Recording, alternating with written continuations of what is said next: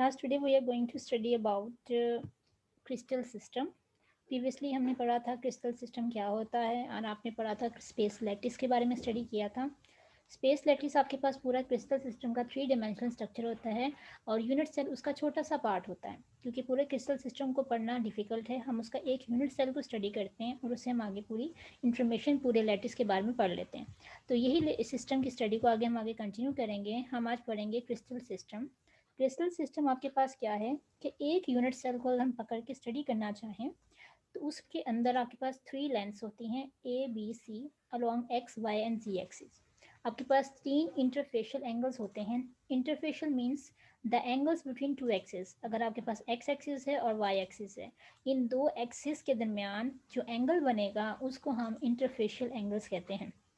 Together ये 3 sides और 3 angles मिलके आपके पास डायमेंशन बनाती हैं. और डायमेंशन किसकी होती हैं? यूनिट सेल की डायमेंशन होती हैं. और इसको हम नॉर्मली हम क्रिस्टलोग्राफिक एलिमेंट्स भी कह देते हैं. ठीक, तो इन लेंस का और आपके पास इन साइड्स का आपस में क्या रिलेशन है विद रिस्पेक्ट टू 7 सिस्टम, हम उसको 1 बाय 1 करके स्टडी करेंगे. और सबसे पहले क्रिस्टल सिस्टम से क्वेश्चन आ सकता है कि how many types of crystal system are there. तो आपको ये पता होना चाहिए कि क्रिस्टल सिस्टम कितने होते हैं. आपके पास क्रिस्टल सिस्टम है total cubic, tetragonal, orthorhombic, monoclinic, triclinic, hexagonal और आपके पास है रोम्बोहेड्रल या इसका कॉमन नेम है ट्राइगोनल.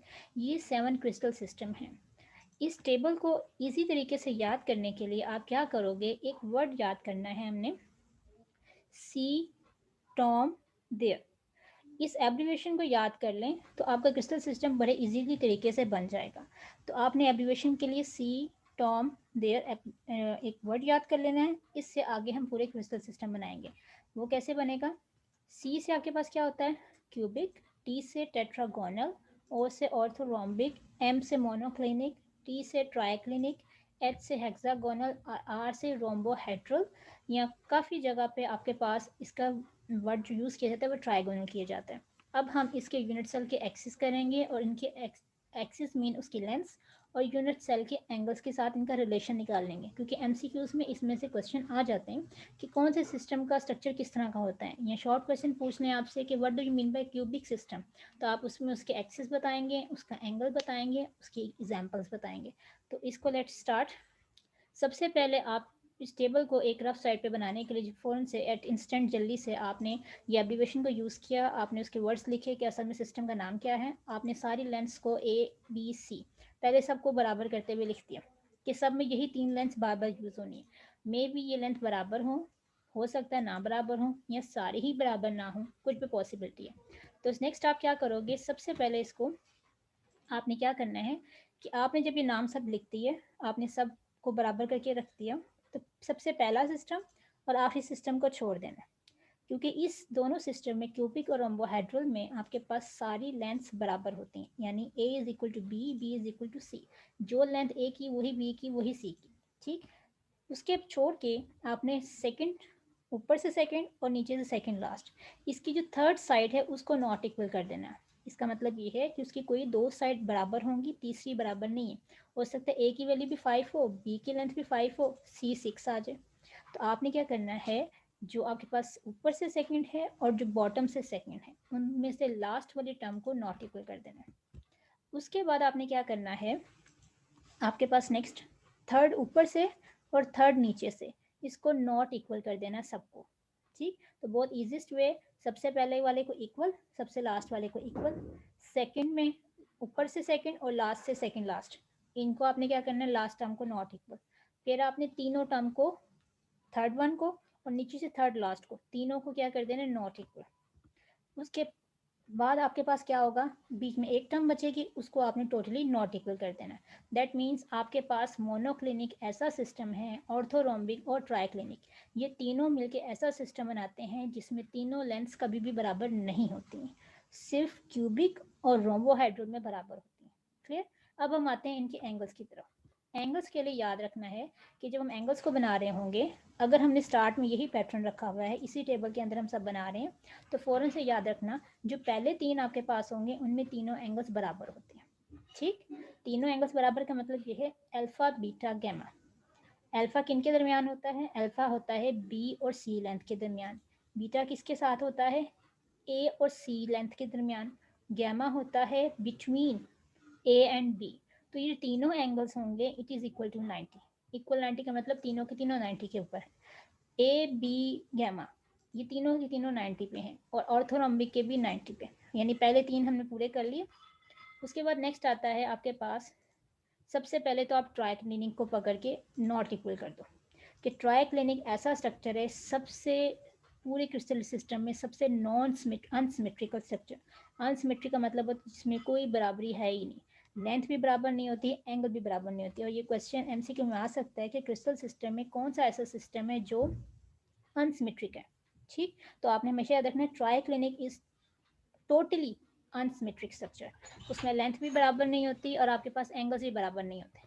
उसके बाद आपके पास आएगा नेक्स्ट, आपके पास आएगा जब ट्राइक्लिनिक को कर लोगे मोनोक्लिनिक की तरफ। मोनो मतलब एक, तो मोनो में आपके पास एक ऐसा एंगल होगा जो 90 के बराबर नहीं होगा और मोस्टली वो बीटा एंगल होता है जो 90 के इक्वल नहीं होता। इसका मतलब एक इक्वल नहीं है, बाकी दोनों तो बराबर होंगे।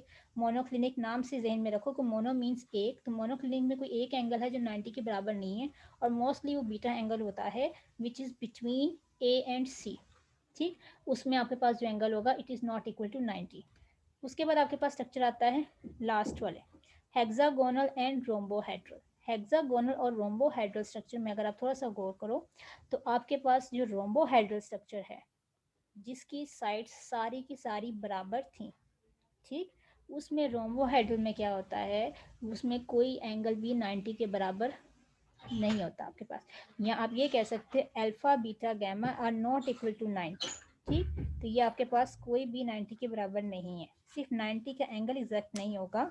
जबकि ट्राइक्लिनिक में हमने ये कहा था वो 90 के बराबर भी नहीं है और आपस में भी बराबर नहीं होते। उसके बाद हेक्सागोनल बचेगा। हेक्सागोनल का मतलब होता है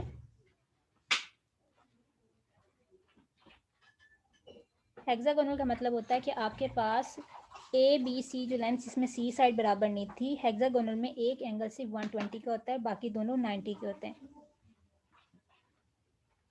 उसमें आपके पास जो शेप आती है वो आपके पास हेक्सागोनल शेप होती है और मैथमेटिक्स में जो हेक्सागोनल शेप को बनाने के लिए एंगल यूज़ किया जाता है वो 120 का होता है। इसका मतलब बाकी एंगल तो 90 के होंगे लेकिन दो एंगल ऐसे दो होंगे वो जो 90 के इक्वल होंगे। ठीक, एक एंगल आपके पास 120 का होगा, जबकि रोम्बोहेड्रल में आपके पास सारे के सारे एंगल नॉट इक्वल टू 90 के बराबर नहीं है तीनों। ठीक है, 90 के अलावा तीनों कुछ और हो सकते हैं। जबकि ट्राइक्लिनिक में क्या है, आपके पास तीनों के एंगल 90 भी नहीं है और तीनों आपस में भी बराबर नहीं हो सकते। ठीक, तो ये पैटर्न आपको सबको याद करना है कि ये किस तरह टेबल बनता है। एमसीक्यूज में कोई भी किसी भी तरह की वैल्यूज आपको पूछ सकते हैं कि आप बताएं जी ऑर्थोरॉम्बिक, नीचे एग्जांपल्स हैं, आप बताएं इसमें से कौन सा पैटर्न उसको फॉलो करता है। तो आपको जब तक ये याद नहीं होगा कि कौन सा पैटर्न किस में आता है तो उस तक हम नया से बना नहीं सकते। और अगर 2-3 दफ़े से लिख के प्रैक्टिस करेंगे तो सब चीज़ें ज़बानी भी याद हो जाएंगी। तो एमसीक्यू एक इम्पॉर्टेंट ये भी है कि आपके पास सबसे सिमेट्रिकल क्रिस्टल सिस्टम कौन सा है, क्यूबिक। सबसे अनसिमेट्रिक क्रिस्टल सिस्टम कौन सा है, ट्राइक्लिनिक। ट्राइक्लिनिक इसलिए इस सिस्टम अनसिमेट्रिक है क्योंकि इसमें ना तो लेंथ बराबर होती हैं ना साइड्स बराबर होती हैं। यहाँ आपके पास क्यूबिक ऐसा सिस्टम है जिसमें साइड्स भी बराबर हैं, एंगल्स भी बराबर होते हैं। तो cubic is the most symmetric और triclinic is the lowest symmetric या अनसिमेट्रिक आपके पास। बाकी आप इसको एक दो दफ़ा अपने हाथ से गुजारेंगे तो ये जल्दी से हो जाएगा। चलिए, उसके बाद आपके पास एक टर्म हम यूज़ करते हैं। आपने सबसे पहले क्या करना है, आपने इसकी एग्जांपल्स करनी है। ठीक, आपकी बुक में हर सिस्टम की अलग अलग एग्जांपल देंगे जो लास्ट में, जैसे क्यूबिक की सोडियम क्लोराइड, हर एक की 2 to 3 एग्जांपल्स याद कर लें। टेट्रागोनल की एग्जांपल आपके पास टिन ऑक्साइड, टाइटेनियम ऑक्साइड, ठीक, टिन है। उसके बाद पोटेशियम हाइड्रोजन फॉस्फेट है, डाई हाइड्रोजन फॉस्फेट। ऑर्थोरॉम्बिक की एग्जांपल आपके पास पोटेशियम नाइट्रेट और लेड कार्बोनेट है आपके पास, फिर बेरियम सल्फेट है। उसके बाद मोनोक्लिनिक में आपके पास ये वाटर के साथ मॉलिक्यूल्स अटैच होते हैं, जैसे कॉपर कैल्शियम सल्फेट है, sodium sulphate with 10 water molecules. Monoclinic में मोस्टली वाटर मॉलिक्यूल साथ अटैच होते हैं।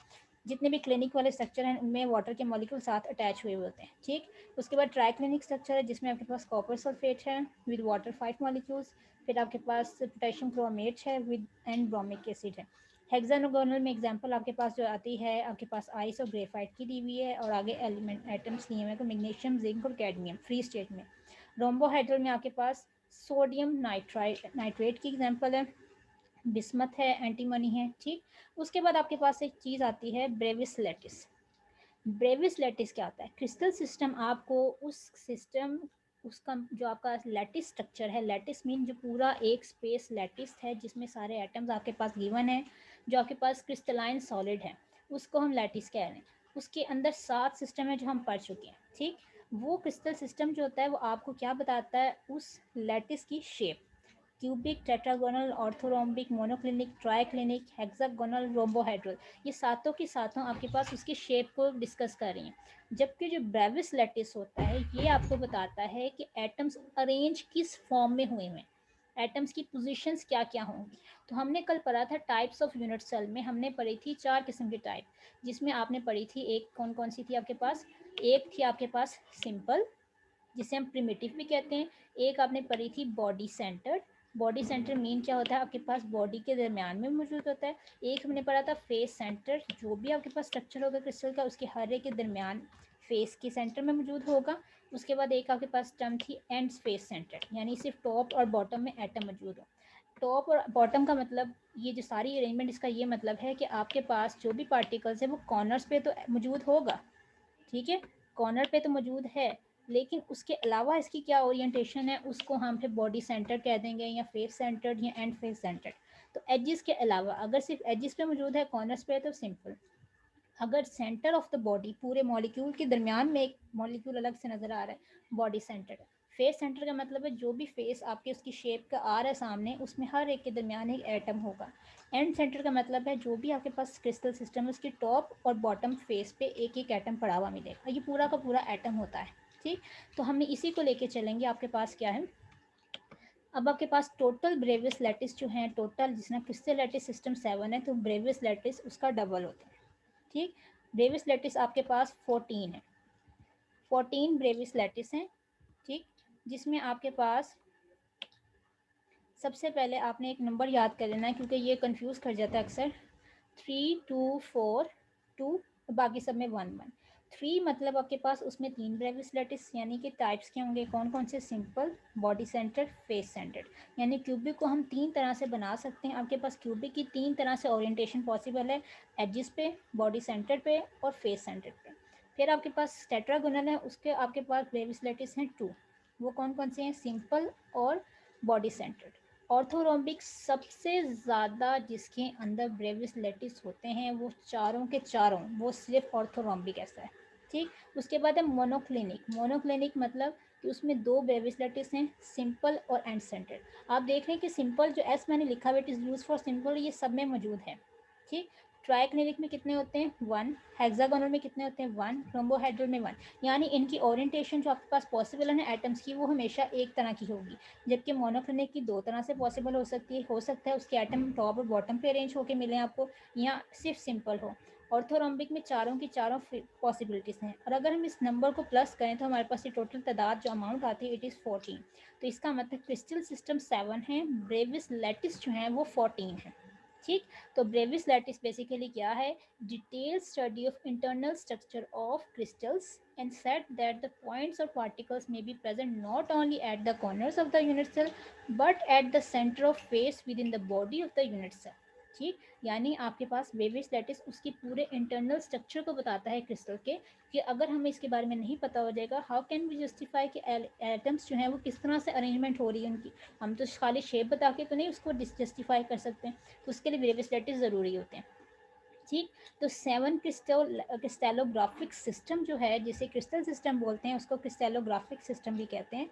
उसके अंदर आपके पास 14 टाइप्स ऑफ लैटिस हैं, जिसे हम ब्रेविस लैटिस बोलते हैं। लैटिस मतलब जो उसका पूरा अरेंज्ड फॉर्म स्ट्रक्चर है। ठीक, तो ये जो आपके पास टेबल पीछे दिया हुआ था उसके अंदर भी आपके पास सारे ब्रेविस लैटिस यहाँ पे मेंशन है। क्यूबिक के 3, टेट्रागोनल के 2, ऑर्थोरोम्बिक के 4, मोनोक्लिनिक के 2, ट्राइक्लिनिक, हेक्सागोनल और रोम्बोहेड्रल के 1। तो आपने इसके जो टेबल में है, आपने ये, आपको लेंथ्स आनी चाहिए, इकट्ठा याद करना मुश्किल होगा, आप 2-3 दफ़ा अपने हाथ से गुजारा को तो याद हो जाएगा, बट एग्जाम्पल आपको एटलीस्ट 2 से 3 याद कर लेनी है ताकि एग्ज़ाम में एटलीस्ट आपको 1 आपके जहन में रहे कि कौन सी एग्जाम्पल इसमें आ सकती है। ठीक, तो ये हमारे पास टॉपिक है और आपकी बुक में सबकी लैटिस की शेप भी बनी हुई है। जैसे क्यूबिक में आपको दिखा रहे हैं कि एंगल्स के बारे में भी लिखा हुआ है साथ, और एटम्स के बारे में भी लिखा है कि एटम कहाँ कहाँ पे आ रहा है। तो ये सारे आपके पास उनकी शेप्स को एक्सप्लेन करें कि कैसे बनते हैं। सिर्फ याद रखना कि ऑर्थोरोम्बिक ऐसे आपके पास क्रिस्टल सिस्टम है जिसमें 4 ब्रेवियस लैटिस होते हैं, सबसे ज़्यादा उसी में पाए जाते हैं। ठीक, तो ये आपकी बुक में सारी शेप्स बनी हुई हैं। आपको शेप्स बार बार बनाने की ज़रूरत नहीं है, आपको जस्ट एक दफ़ा पता होगा कौन सा सेंटर्ड फेस किस तरह बनता है, एटम कहाँ पे आ सकता है, तो हम उसे पूरा रफ सा स्केच भी कर सकते हैं। ठीक, तो ये हेक्सागोनल की शेप भी उन्होंने बता दी, और हेक्सागोनल, ट्राइक्लिनिक और रोम्बोहेड्रल में सिर्फ एक एक उसका ब्रेवियस लैटिस है, तो उन्होंने एक एक शेप बना के उसे एक्सप्लेन कर दिया। ठीक,